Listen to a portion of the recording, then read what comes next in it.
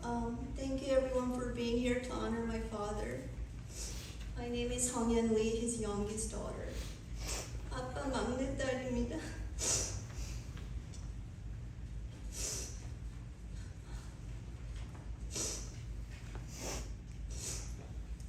My father was my hero, my inspiration for as long as I can remember.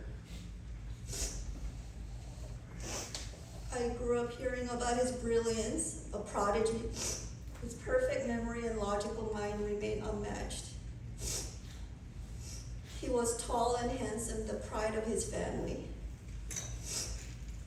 From a young age, I wished I could be just like him, although it was impossible to emulate.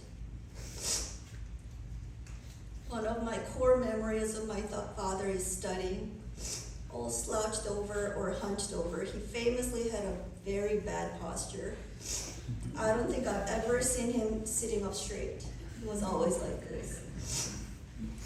He would be reading a book or writing sermons and lectures, often writing furiously in margins in a tiny hand that was impossible to read. He was born to be a scholar and a deep thinker. My father also had a soul of an artist, as you already heard from many of us who spoke here today. He loved beautiful music. He would play piano and sing every chance he had. My childhood memories are filled with my dad belting out opera arias by the likes of Verdi and Puccini, and him playing piano. Now looking back, I wonder if music gave him solace from his complex inner life that I'm sure must have been exhausting at times. He had a lot of thoughts, he had a lot going on. But my father wasn't some aloof genius, off in his own world all the time. He was also very sweet, very loving father, who was always interested in what I was doing, however trivial. He rarely got angry with us. He was so very patient. When I was little, I remember his kisses on my cheek that used to scratch and tickle because he was never clean shaven, even when he had just shaved. He was also playful and silly most of the time. Another core memory I have of my dad is him mercilessly teasing us, and especially my mom. 엄마 맨날 놀리셨죠? And probably because he loved you more than anyone in the world. That's why. In fact, in the weeks leading up to his death, he repeatedly told my mom the story of how he fell in love with her on their very first date. He loved and adored my mother from the first day they met to the moment he breathed his last breath. I have no doubt about that. But despite his natural gifts and his character, or perhaps because of his character, my father's life was far from easy. As a theologian and a pastor, my father experienced many heartaches and disappointments. And to this day, I still don't know all of the details. But this I do know. Whatever pain he must have felt inside, he mostly kept it to himself, choosing quiet obedience over anger and resentment.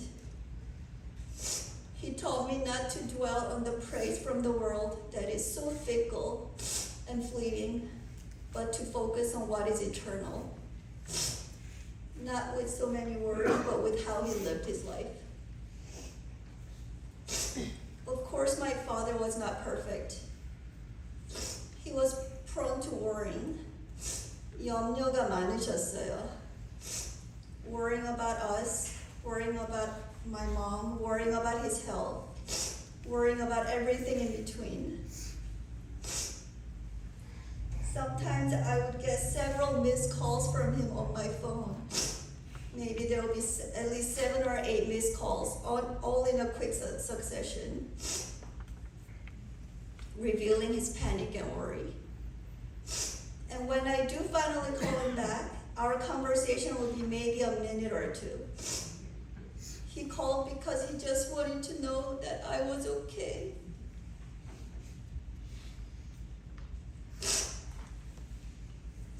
He couldn't rest until he knew that I was safe.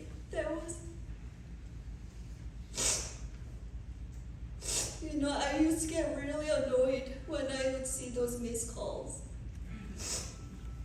I felt irritated that he would worry so much. I treated his care for me like a burden many times.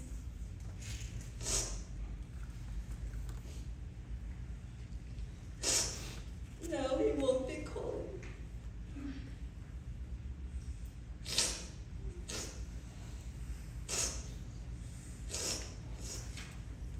There will be no missed calls from my father.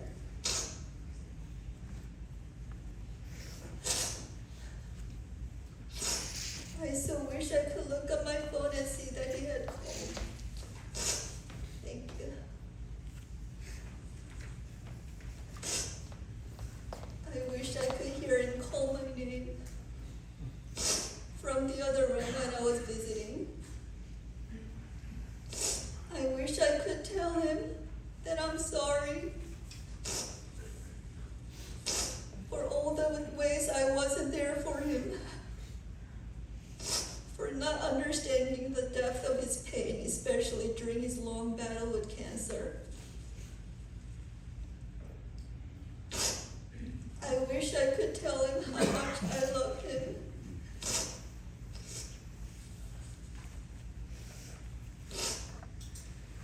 But although I mourn for us who are left behind, I know that for the first time in his life, my father is finally free. Free from worry, free from pain. Although I will miss him always, I'm happy knowing that he is safe. Finally home in the arms of our Lord Jesus Christ. 아버지, 아빠, 사랑하고 존경합니다.